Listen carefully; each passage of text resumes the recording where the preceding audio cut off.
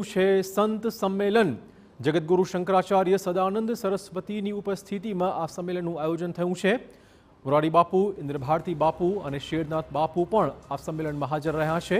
દિલીપદાસજી બાપુ, મુક્તાનંદ બાપુ અને નિર્મળાબા સહિતના સંત મહંતોએ પણ આ સંમેલનમાં હાજરી આપી। ગાયને રાષ્ટ્રીય માતા જાહેર કરવાની મુખ્ય માંગ છે।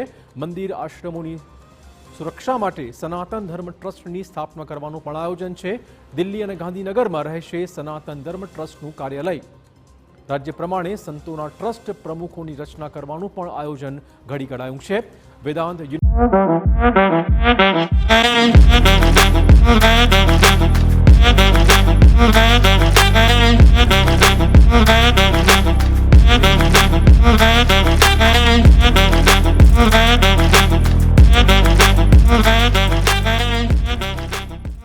યુનિવર્સિટીની સ્થાપના કરી યુવાનોને શિક્ષણ આપવાનો પણ પ્રયત્ન કરવામાં આવશે।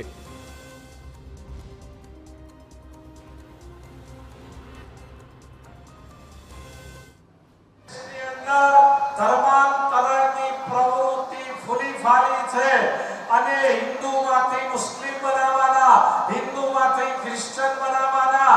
આજે આપની વચ્ચે મને કહેતા આનંદ થાય છે કે પૂજ્ય શંકરાચાર્ય મહારાજે નિર્ણય કર્યો છે કે ગુજરાતના આદિવાસી વિસ્તારની અંદર હું વર્ષમાં 3 વખત જઈશ અને પુણે એમને ધર્મની અંદર પાછા લાવવા માટે, સનાતન ધર્મની અંદર રહે એના માટેના પ્રયાસો પોતે કરશે। ગુજરાતની